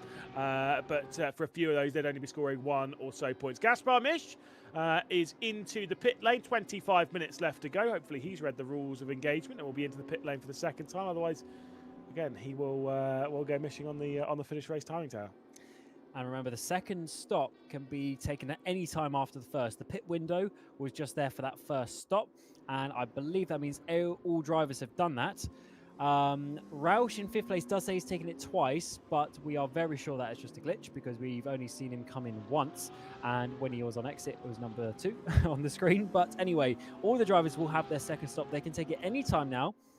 Do you wait? Do you go to the penultimate lap or a couple of laps to go, or do you try and go early? I guess the further you are at the front now, because of the field spread, if you stop, you're going to come into traffic. So you need to wait longer and longer. Absolutely. And this is where I think the, learning, a lot of drivers and stuff will probably look at this round. For example, I don't think that you'll see Tim Yarshall next round pit as early as he did when we actually start the season proper in a few weeks' time. Learning from what Turkka Häkkinen has done, going longer, being out of traffic, being out of the danger zone, out of that the cars that are going to slow you down, has clearly helped Turkka Häkkinen here. You can see that there as well. I mean, the immense pace has also helped. He set the fastest lap on the previous lap, so clearly has plenty of pace in his BMW. What's he going to set this time? 27.756 on the previous. Across the line, 7.31. Don't worry, he just keeps getting faster, keeps lowering that benchmark. Turkka Häkkinen well in control. I think he'd be sat there thinking, can we do 7 rounds at Red Bull Ring, please? Unfortunately, we can't. Obviously, some of the best tracks here in Europe coming your way, the likes of Sachsenring, Zandvoort. Of course, we go to Zandvoort, which is actually the first race of the season, 30th of May, so 3 weeks' time. And we've got the Lausitz Ring, Norris Ring, Oschersleben, Sachsenring, and then at the in-person finale, the 15th of August, same weekend as DTM Nürburgring, we have Nürburgring and Hockenheim here for DTM eSports. So we've got 2 tracks for them to learn for that final race of the season, which is going to be very, very good indeed. And Zandvoort is always an interesting one as well. It's such a high-speed track, very tight and twisty out in the sand dunes. So yeah, I'm looking forward to see what we can do this season, to be honest. Of course, Zandvoort did open the previous campaign as well, but that was when we did 2 races around there. This year it will just be the single 60-minute race. We're approaching the 20-minute mark, which that's to go, of course, and that was the shorter race distance of the previous seasons. Jack Keithley's closed up to Moritz Lerner and will be searching for a way through very, very shortly. And he's shown some good speed. Obviously, he'd already fought Moritz Lerner very hard earlier on, but it was the other way around. It was Lerner behind Keithley trying to find his way past. Mouse versus TC eSports once again about to do battle here at the Red Bull Ring, I think, as this will be our highest placed fight at the moment. The more they fight, the more it might bring Rush back into it. It might bring Keithley back into it, but I kind of think it will be these 2 for now, unless something dramatic happens. Though, as expected, Lerner does seem to have this one more covered than it was in the opposite way around. I think Lerner has an extra, half a tenth here and there to be able to hold off Jack Keithley, whereas when it was the other way around, as don't worry, the intermediary Porsche there is a lap down, so it's the second Porsche, which is Jack Keithley. Of course, as you heard from Luca Kita, we are going to have the driver liveries when we get into the main season, so it's pretty cool that the top 100 drivers in the rankings will be able to submit a livery. And one difference this year is that DTM eSports is on the open ranking system, which means that for each individual race, the top split will be split from obviously everyone who signs up. It's not going to be a consistent grid, which means if someone somehow drops out of that top split, they won't be getting the points. So you need to be keeping yourself in that top split, which is sort of quite an interesting point to bring. There's not a closed off championship. And also, remembering with that, it means that if you as a driver are taking part throughout the season and you miss a couple of rounds, your space isn't effectively, dead air. It's opened up and allowed for someone else to come and race. Moritz Lerner and Jack Keithley this time jump their way into pit lane. So it will be Lerner and Keithley. Here's Ruben Alex trying to get himself back into the top 16 on the left-hand side of the tower. It's Hudak who he's battling with. Jacob not too far behind, having made his stop as well. As you can see, Moritz Lerner and Jack Keithley dropping down that tower on the left-hand side. I think Livragi had gone for a potential move there as their side-by-side continues. Why would they pit at the same time? I do not know that. I guess Keithley just followed him in because he doesn't want to get undercut as such. But that is that's an opportunity lost. If you're behind someone, why would you do the exact same thing? But we'll have to see if there's any difference in pit stop time, depending on any fuel that may differ, if there's going to be a change on pit exit. Doesn't look like it, though. Lerner comes out with the same gap to Keithley. Yeah, they're locked in step here. 20 minutes to go to decide who is going to be joining. It looks like at the moment who's going to be joining Turkka Hakkinen and Tim Yarshall on the final step of that podium. It looks like it is going to be between Lerner and Keithley, two of the biggest names of esports over the last few years. Of course, Moritz Lerner's been locked on this platform. Yes, he's jumped out of it, but we've seen him on this platform, of course, winning DTM eSports back in, was it 2020? I think he won the championship, and he's been focused on his RaceRoom career on and off. Jack Keithley, I mean, we've seen Jack Keithley in SimRacing for, and I'm going to say it lightly here, well over a decade. He was actually in one of the first races I ever commentated on, and that was in 2013, which that in itself was well over a decade ago, and he had been racing for a while by that point.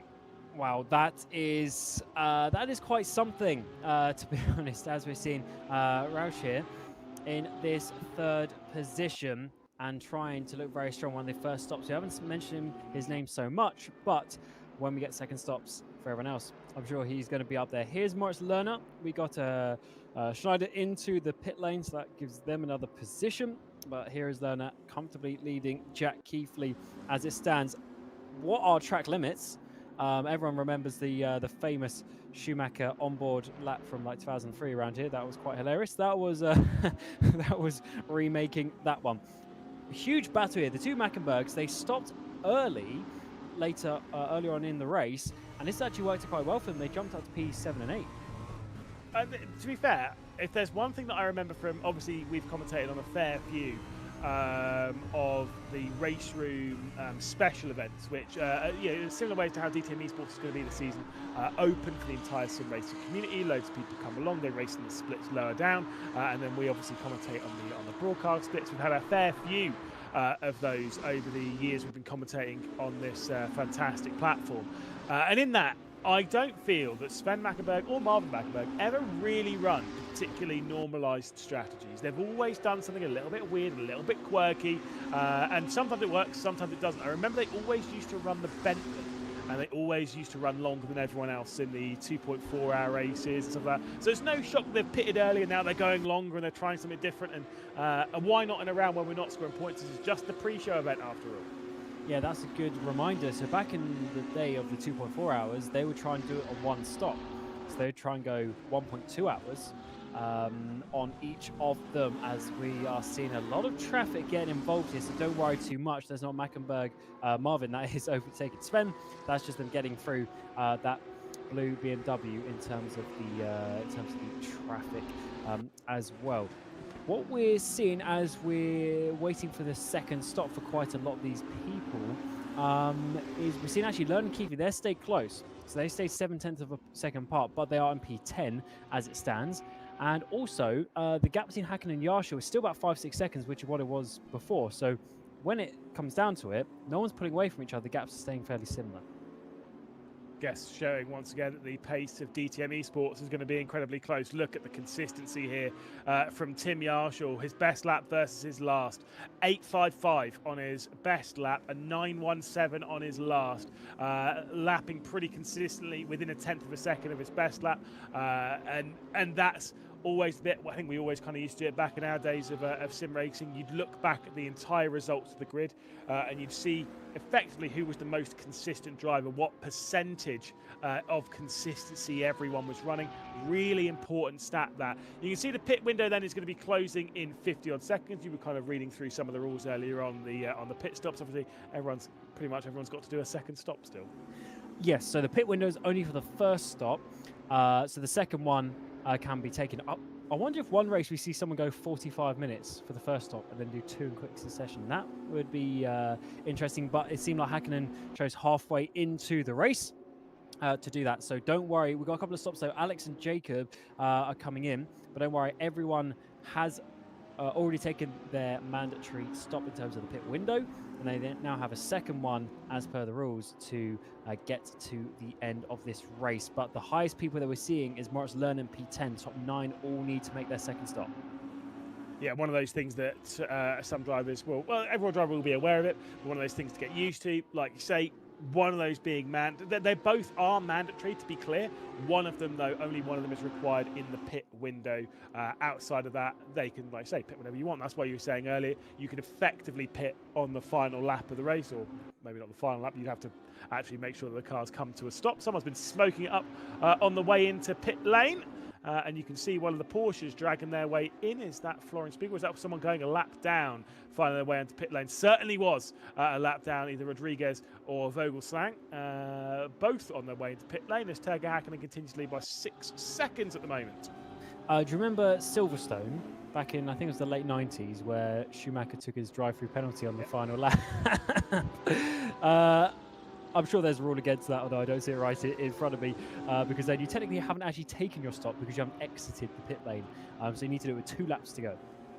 Did this happen in Formula 1, didn't it, recently, at the Silverstone and the pit entry? Or am I thinking of something? No, it happened in an esports event recently where, it was F1 Sim Racing. And it was Jarno Opmeer, and I remember I was up and down about it. Yes, obviously, pitted on the last lap because it's a shorter pit entry. That won't work in this. I think it'll be that you have to take it on the penultimate lap of the race.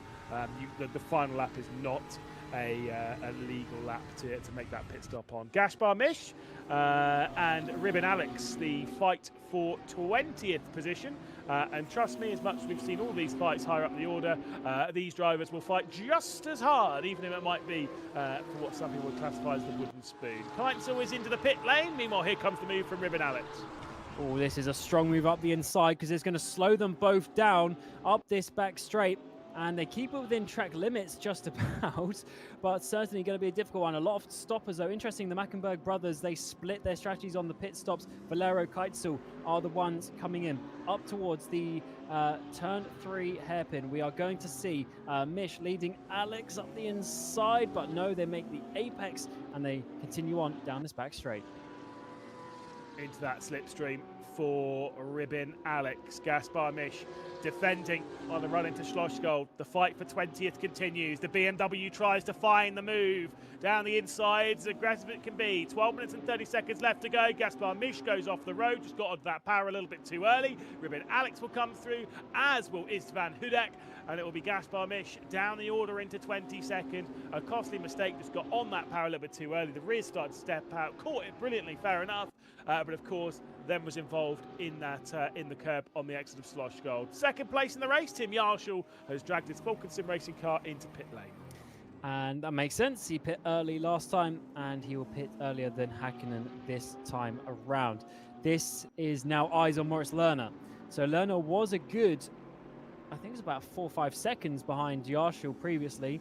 He's doing some good laps. His best lap there, 27.69. That is really good.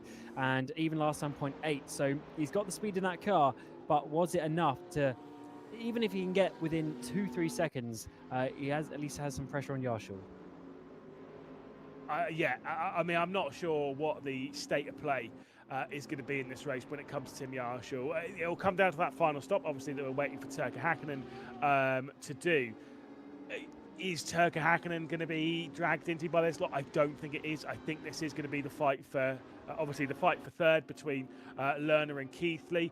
It's not even going to be the fight for second as Tim Yarshall's come out of the pit lane and Nuno Santos is closing in that pink BWT Mercedes. Can he find his way through? These two are a pit stop apart. It's 2 stops for Yarshall. Santos was closing in, the Portuguese driver, looking for something, but backed out of it. Didn't fancy going for anything too aggressive and will remain in 6th position, allowing Tim Yarshall to do as he does and carry on with what will become a net second. Turkka Häkkinen, our race leaders in. I think if they're on the same strategy, Santos 100% would have sent that down the inside. But when you're not on the same strategy, it's kind of pointless, to be honest. Häkkinen, as you say, comes in just 1 lap later than Yarshall, even though there was many laps difference on the previous stop. With just about 10 minutes to go, he will come out of the pit lane. We're looking at Tim Yarshall in his Porsche for Falcon SimRacing. Ahead of Santos, who's not going to be challenging him, and he's miles ahead of Lerner. So my prediction, unfortunately, wasn't even a prediction. I was hoping more so that it would be a bit closer, but Lerner got stuck in that battle. That's one thing he'll learn when we go into the championship proper in 3 weeks' time. He will be wanting to avoid those silly battles earlier on, because that's what's lost him the time for here. Spiegel comes into. I mean, he is quite a good learner, isn't he? That's why he won the point. I think you missed the point this race. Nice one. We are terrible. God, good job they're not hiring us for the rest of the season, is there? Either way, Tim Yarshall, like you say, 4th position. Moritz Lerner about 3 seconds behind. Turkka Häkkinen fresh out of the pit lane, having also set the exact same lap time, by the way. I've not seen that on the tower. 2 drivers have the same lap, and it is the fastest. Turkka Häkkinen and Moritz Lerner, as Turkka Häkkinen fresh off the pit lane, 6 seconds clear. Brother is dominating here at the Red Bull Ring. Has someone told him that there's no points for this race? This is just like the warm-up, because when we get to Zandvoort on the 30th of May, that's when he needs to do well. One thing I've actually just realized about the calendar is that it's really interestingly spread out. So we have 30th of May and 6th of June, very close back-to-back. We have the first couple of races, but then it's not till the 11th of July. So we have 5 weeks after that to the next race. So getting your points in those early couple of races might be quite important just for a momentum factor before we go back-to-back with Norris Ring and Oschersleben on the 11th of July and 18th.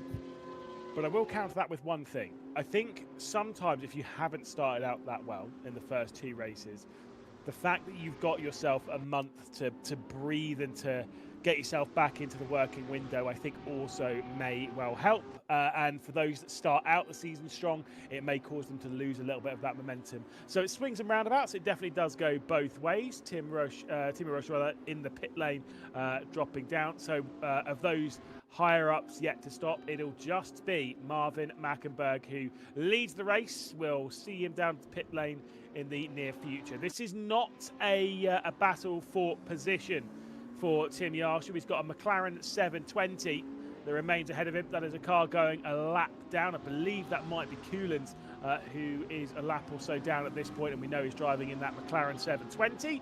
And like I said, Marvin Mackenberg now is the only driver of this 27-car field yet to do his final stop. And he was right next to Sven, who's now in P11. So I guess he's going to drop into that sort of window. And that is going to leave Häkkinen with a 6.5 second lead to bring it to the end in the final 5 laps of the race. Lerner pushing hard at the front and doing some great laps. Oh, I say at the front, at P4. Trying to keep in front of Jack Keithley. And here we go. The driver who's actually in the front is Häkkinen. He's been so strong throughout the race. He didn't get the pole position, though, which is very interesting. But I guess in quali, when there's just like a 10th here, 10th there, you know, it can very easily, he could have got pole probably on another day. But it's very interesting that it didn't translate for him in qualifying. But in the race, I mean, he's been easily the best driver. I mean, look, some of the best commentators in SimRacing earlier on said that you know, he didn't need to qualify great around here. You just need to qualify well, be up on those top few rows. Turkka Häkkinen's proven that. It was a joint fastest lap between Turkka Häkkinen and Moritz Lerner. Then Turkka Häkkinen set a 27.560, And Tim Yarshall's gone even faster than that, setting a 27.447. Where was this pace earlier on from Tim Yarshall? Oh, well, it was in qualifying, wasn't it, when he qualified on pole? But great laps there from Turkey Hakkinen and Tim Yarshall. This now becomes a bit more of a let's just see how fast we can go at this point. Like you say, there's no points on the line for them. You might as well just go out there, try and enjoy the final run-in and see what you can close up to. Turkey Hakkinen, Tim Yarshall and Moritz Lerner at present are the drivers that will be finishing on the podium. Jack Keithley, though, might just be able to close down in on the German that sits in fourth, his old teammate. And the fact that this doesn't have points in some ways good, in some ways bad, because it's what information do you take from this going into the next one? We saw the pit stop strategy of Häkkinen's go long. Was that the reason why he's in this lead? I'm not sure. I think he just had the pace. But Tim Yarshall definitely learned to not go too early, I would assume.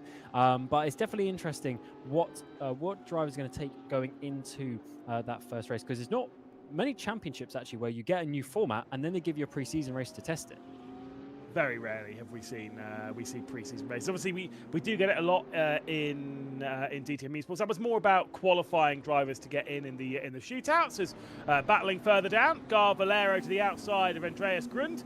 The fight for 13th. We'll see the Frenchman battle it out with the German. Car off the road. I think that might be Livragi, who's gone out wide as they head through Rorschach and then into Wörth. As Valero through now into 13th position. Fastest lap was reset, by the way, for Turkey Hakkinen. It was a 0.3. He is flying. Back up to the fight for 7th. R8 on R8. It's Alex Mosen versus Tim Roche. Up the inside, no, backs out of that one. Does the Fulkinson Racing Team drive? Oh, it's way too wide. A big snap on the rear end there. And that is going to be a swap of positions. Roche holds on to that on the exit. And Mosen will be kicking himself after a simple mistake, but has lost him the place.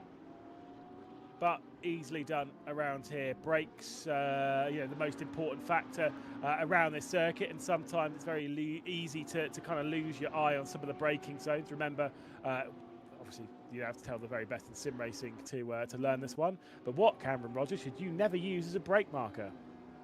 A shadow, or anything that moves, to be honest, but definitely a shadow. Both correct answers, both on this. I mean, the shadows definitely have got quite long here. There's very few shadows on the right up towards turn 3 and Remus. I mean, even then, just sometimes you can catch your eye out a little bit and you don't spot it well. Like you say, anything that moves, not great. Brake markers around. Sounds like it would be a great thing to go for. Obviously, none of them have been hit running up towards Remus, but the amount of times where we've all got into a braking zone and gone, oh, where's the 150 board gone? As you literally fly off the corner and completely miss the braking zone and everything. Yeah, it's horrible. Sounds like you got personal experience in that one, Dubs. I do. Yuri Kasdorp, Winton in the SRC V8 Supercars in 2016 and 17. I was trying to win the championship and the 150-metre board went completely missing at turn 1. That's still your problem. Anyway, back to this battle of Turkey Hakkinen. He's setting some immense lap times out the front. But here, Marvin Mackenberg is a second a lap slower, yet to make his second stop. I'm interested what his strategy is on this, because he definitely has to make the second stop. What is he going to gain? Oh, is he coming in this time? Yes, he is. So he's coming in. This is what I mentioned, with 2 laps to go is when he's coming in, rather than just the 1 lap to go. And let's see where he's going to come out in relation to Sven Mackenberg. The number is still 39 seconds, which is what it was a couple of laps ago. So I think he's been doing some decent laps out the front, but he is a second off the race leader's pace. But, again, he's focused on his own battle, and that will be around the Dausenberg, Mackenberg. That kind of battle. He should be comfortably out ahead of Livragi. So at least there'll be that one. Only a couple of minutes left to go. And with that, there'll be just 2 laps left of this pre-show round of the 2026 DTM eSports Championship, where, of course, we'll be racing at the end of May to begin the season. And if this is anything to go by, Turkey Hakkinen will be the man to beat. One thing that we know is that once that season does move on, once that season does begin, you know your Tim Yarsh is going to be stronger. You know your Moritz Lerner is going to be stronger. You know some of these drivers that are up and down the order. Manuel Vera, who was looking really strong in the early stage of this race, they will be stepping up that little bit more. And for Turkey Hakkinen, as much as it's been 6.8 seconds of domination, I mean, you just don't know what's going to happen as the season progresses. And the first couple of laps were a lot cleaner than I was expecting as well. I think we're going to see a bit more argy-bargy, and you never know, like we saw with Price last time, getting spun around by Haasa down into the hairpin, penultimate race of the season. That could definitely happen once again. The fact of only having one race start this time every round, apart from two, that is actually an interesting factor because the race starts is always when the most carnage happens. We know that. So there's no reset for a second race. So therefore, in some ways, qualifying is actually going to be more important. Santos to the outside of the BMW of Schneider, this for 16th position. And again, the two mighty German cars going to battle. The M4 on the left, the Mercedes AMG on your right, although they switch around as the camera pans down into the braking zone of Schlossgold. And it will be Uwe Schneider just ahead of Nuno Santos. We've seen that Mercedes a couple of times this broadcast trying to fight its way through and find some positions. Been a pretty big highlight. We do like ourselves a little bit of the BWT sponsored Merc, and on this occasion it's been brilliantly defined. Although of course one thing to note that most of the drivers in this, it'll be the last time they're not racing in their own liveries, because once the season begins we'll see them out in their proper liveries. Unlimited versus Unlimited, Mackenberg versus Mackenberg. Marvin ahead of Sven. 20 seconds remain though, so Hakkinen will be closing in to finish this race up towards turn number 3. We're going to have Marvin on the inside. He's the one who's just stopped and was leading momentarily. Sven pit quite a while ago, so definitely a difference in terms of the tyres, but we're not seeing a huge drop-off here today. Sven gets to the inside, coming down into Schlossgold, but no, he has to back out of that one. Does he want to send up the inside? Well, through the final corner to end the pre-show race. The start of the season will be coming up in a few weeks' time. But for right now, it's Turkka Hakkinen on top. Domination here at the Red Bull Ring from Turkka Hakkinen, comfortably clear of Tim Yarshaw. Moritz Lerner in third position behind. What a race for the top three. Great drive from Turkka Hakkinen, basically making himself a staple of DTM eSports. Was fantastic with a top 10 finish last season. It's looking like he's ready to take the step up and do battle for the top. And I can't wait to see that, because it's a new name coming into the mix. We've got a couple of past champions there. We've got the experience of Keithley, but Hakkinen coming into the mix, someone who wasn't really there last season. That is what we love to see. Zavragi has to do a big defensive line in towards the penultimate corner. He's going to go slow as well. Can there be the up and under from Gal Valero? Oh, it's a bit of a wiggle on as well, but the run to the line, I don't think it's quite going to be enough for Valero to sort that one out, and it's going to be a side-by-side finish, but it will be Livragi getting P11. Good pace, though, from Gal Valero in the late stages of that one.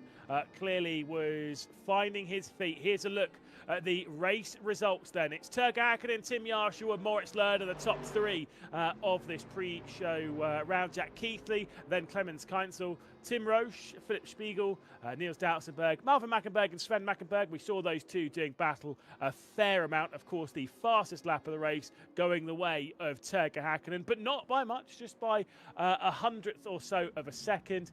It was a great drive for the NeedRacing.com man, and NeedRacing.com were looking good as well in the hands of Philip Dreiss last season, and Turkka Hakkinen, of course. Christian Mikel we saw as well last season, but now starting out very strong in the hands of Turkka Hakkinen. Our first 60-minute race is over of the 2026 sort of season. We're not quite there yet.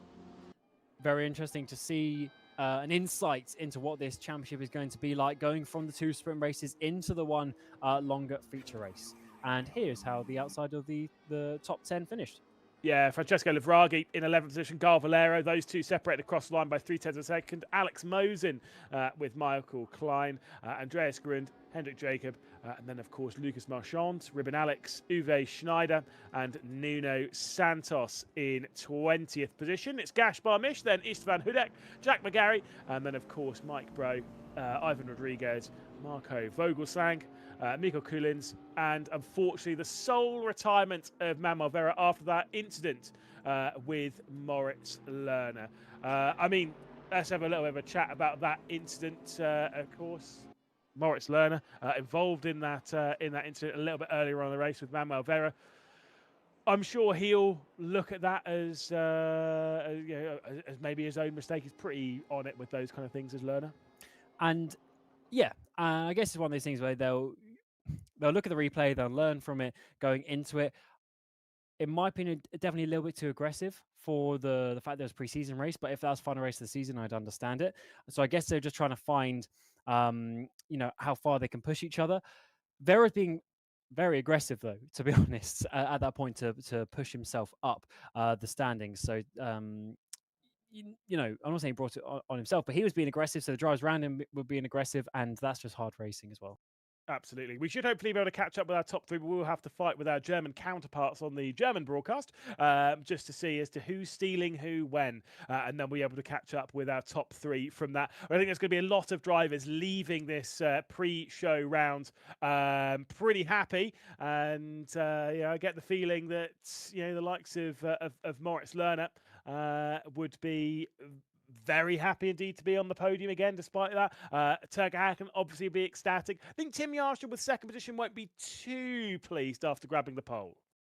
Yeah, I guess when you get pole, you kind of expect to win the race, but he probably was expecting to fight Lerner, not Häkkinen. So the fact that it was a different driver there, hopefully will actually bring him some comfort. The fact that Lerner, he beat the driver they needed to beat, to be honest, which I would say was Moritz Lerner at that time. They were all a little bit worried in terms of each other, and then Häkkinen just came through. Häkkinen started behind them. Those first 5 laps worked his way through, and they probably weren't really expecting it. So I guess it just gives them something else to focus on in practice for Zandvoort. Absolutely. And like I say, I think we can probably have maybe a quick chat with our race winner first. We'll give it a go and see if we can catch up with Turka Häkkinen, who is in the booth with us here. Obviously, you had a great season last season, Turka. Starting here at the Red Bull Ring. Yes, it's the pre-season round. It's the pre-show of the DTM eSports Championship. But what a way for you to cap things off. A victory in dominant fashion. What do you make of that? Yeah, I mean, it's a decent evening, but as Ross Braun said, like preseason counts for nothing. The positive is like as long as you win preseason, you're probably not going to be last in the actual season. So at least something to take away from today. And your pace in general looked really good compared to last season. You're now obviously fighting that up with the big guns. Do you really feel like you've made a step forward in your preparation for this season? No, I actually stopped driving for 8 months after the last season. So this is my first race back in since the last season. So, but I think I was far more prepared for this than any of the competition. So I think that's where the gap came from this time. You clearly have picked up quite some speed either way, whether you feel like it or not. What do you make of the format as well? 60-minute races versus the 20 minutes and 30 minutes that we had last season. Seems to be a change that's working very much in your favour, bringing in some strategy. Well, yeah. I mean, as you know, I have a strong background in endurance, so I think that helps. And it's also a bit less about qualifying, more about race pace, and also, you are less prone to accidents when you race these longer races. So I think that should work in our favor, yeah. Turka, great drive, brilliant strategy to bring that one home, and I'm sure we'll be seeing you quite a lot throughout this season. Thanks. Perfect. Now I think we can have a little chat with Tim Yarshall as well here, Cam. We'll be dragging him into the broadcast and giving ourselves a bit of a look, although I think he's jumped his way out, Cam. That's a shame. Because he was there with the German broadcast as well, which is great that we have the both languages on the broadcast, but momentarily he has gone out. We'll try and get a word with Moritz Lerner though later on. But to be honest, for Tim Yarshall, he's still at good pace. He's still got on second place, still had the pole position. So I think he should be fairly happy, but we'll see if we can try and grab him in. Just give us a sec. Yeah, absolutely. Obviously, a little bit of juggling to be done. We won't be catching up with Tim Yarshall, who's only done the German broadcast and has jumped out of it. We'll hopefully be catching up with Moritz Lerner. Still, I mean, I think that's a positive drive for Tim Yarshall to have grabbed himself second. Hopefully, Turka Häkkinen doesn't pick his nose, by the way. My goodness, if he does, he's in some serious trouble here on the DTM eSports broadcast. We'll hopefully be able to grab ourselves a couple of interviews before we can wrap up and out of this one. But I think the 1 hour race is a huge success. Love that. Yes. 1 hour race with 2 pit stops as well made a big difference. If it was 1 hour with the 1 pit stop, I wouldn't have necessarily understood the reasoning for the change. But now that we've got the 2 pit stops in there, I think this is going to add some different strategy as we move on through the season. We did see the fact, though, that the tyres didn't drop off that much. So it's more of a track position game and a battles game. So when we have the actual race and there's going to be probably some even more competitive drivers maybe joining us who weren't here tonight, I think it's going to be really tough to choose when you want to make your pit stop. Also, I think one thing to talk about in all of this comes down to some of the circuits we'll be racing at, of course, with here being quite an open venture for drivers to be able to tackle. When it comes to some of the other circuits, when it comes to Sachsenring, it is a tricky circuit. I love it, but it is a tricky circuit to race at. When it comes to Oschersleben, when it comes even to the Nürburgring in the season finale, Nürburgring and Hockenheimring, these are difficult circuits to race at. I think getting that strategy right will become absolutely critical in those races. Yes, it certainly will. And to be honest, I wouldn't be surprised if some drivers are going to have to actually have a little bit more of like an engineer, let's say, behind them. I'm sure some drivers just race on their own, but yeah, it does seem like they're actually going to have to think about the strategy quite a bit more. It's just not just a sprint race. Absolutely not. I think that's only for the better when it comes to seeing more vibrancy, when it comes to different winners. Even then, I think we have those exciting battles. I think we have those the exciting strategy moments, the exciting bits on track. I'm sure that is going to be the case throughout the season. Obviously, we're going to have that season opener in just under a month's time at Zandvoort, which again leans into that narrow, that twistiness, that difficulty with the racing on that side. Yeah, Zandvoort is going to be a tough one for a season opener as well. To have a track like that, we know what the first sector is like there, is going to be a very tough one. Well, we are, as much as you're hearing us waffling on, it's because we've been waiting to at least catch up with someone. It's Jack Keithley who's in the commerce booth with us, Cam. We love a little bit of Jack Keithley. Loved seeing your race out there. Got some elbows out with Moritz Lerner. Love to see it, Jack. What do you make of that race? I mean, who doesn't want to have me around, eh? No, that was a good fight. That was pretty intense, and I'm sweating like I don't know if I can say it on the stream, but I'm sweating like a something. That was an intense race all the way through. That was really fun. The car is. I'm still getting used to the handling of the Porsche. I don't want to sound like I make excuses, but there are other guys in the field more used to it, and I'm still learning a bit more with it. But that was good. That was good bang all the way through. And Jack Lewis made a point that, I mean, he's been commentating on you since like 2013. It's been a long, long time, your sim racing career, not to make you feel old. How do you keep on motivating yourself to come to these top level competitions? It's not like this is a little fun Sunday Cup race. I mean, you're trying to win a good prize money here. I love doing it. I simply love doing it. I'm also in a very good spot in life at the moment. I feel very good with myself, and even though I'm working nights, several nights a week, doing night shifts, I'm still really happy to do this, and I'm I'm I'm extremely competitive. I mean, I know I've always got a chance of winning. I always keep pushing. I don't stop. So yeah, got to keep pushing to the start of the season. Obviously, the start of the season isn't that long away. We're expecting some pretty good things from you. Expecting some good things as well. Seeing the black and gold of TC eSports onto the grid, that's going to be great seeing those liveries. Again, just for those at home that maybe haven't seen you do DTM eSports a while, TC eSports, Thibaut Courtois. Tell us, what's it like representing Thibaut Courtois' eSports team? Well, I'll put it this way. I'm living a dream I didn't know I wanted. I'd done that when I was at Williams, driving for a Formula One team, and I'm doing it now driving for a footballer.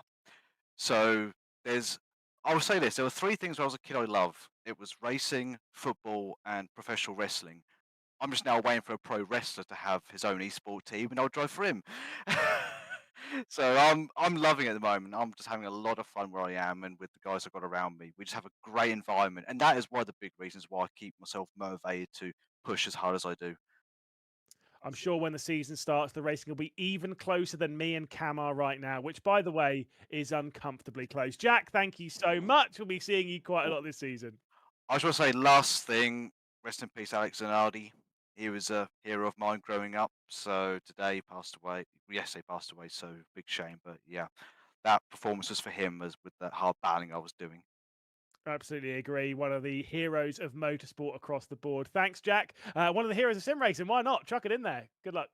Thank you very much. Bye, guys. There we go. What a start to this season. A pre-show to the season. So much fun here, Cam. Cannot wait for things to begin at the end of May. Absolutely. 30th of May is when we get this going at Zandvoort. It is going to be a whole load of fun. We're then going to have 6 rounds of action, 7 races in total, as the on-site finale on the 15th of August. We'll have the Nürburgring and the Hockenheimring, which is going to be a whole load of fun to work out who is going to be our DTM eSports champion. Yeah, a big thanks for all of you joining us here in the pre-show round of the season.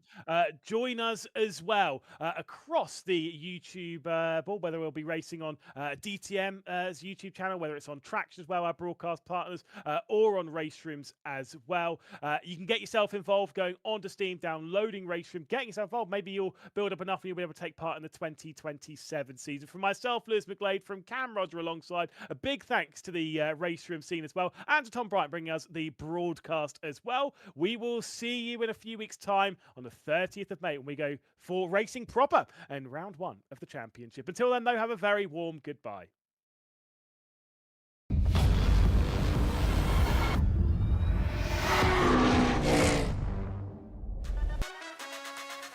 The winter break is over.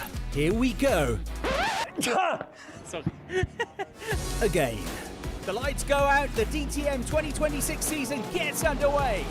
So it starts at the Red Bull Ring in Spielberg, the hunt for the big championship trophy. 51,000 spectators see exactly what the DTM promises on race weekend 1. Top-notch racing action, and even between teammates. I think you guys like that, so yeah, we'll keep on doing that. Noted, the anticipation for exactly these battles was palpable everywhere. Everything can happen, so we saw that last year, so nobody knows who will win that thing. Yeah, it's impressive. It's a good atmosphere. The fans really love DTM, and DTM is still growing.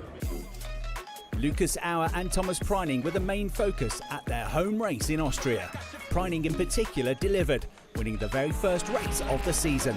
A special moment for the 27-year-old. Thank you so much, guys. Honestly, this is one of the top 3 best days of my life, sure. Austrian skiing legend Marcel Hirscher was also on the start line. In addition to his fascination with fast cars, he also turned his attention to the Wings for Life World Run on May the 10th. All of the found racing is going directly into the benefits for spinal cord injuries, and we're all running for those who can't, and it is something special because it doesn't count how far you can reach your personal goals, but in general we're all running for the same issue, to help people, and that's amazing. Hirscher sees a formidable Maro Engel on Sunday, who catapults himself to the top of the standings with his victory. Maro Engel wins here at the Red Bull Ring. Fantastic! That's it, my friend. What a start. Let's keep it up. The first international stop on the race calendar is immediately followed by the next. Starting on May the 22nd, the DTM heads from Austria to the Dutch North Sea coast circuit of Zandvoort.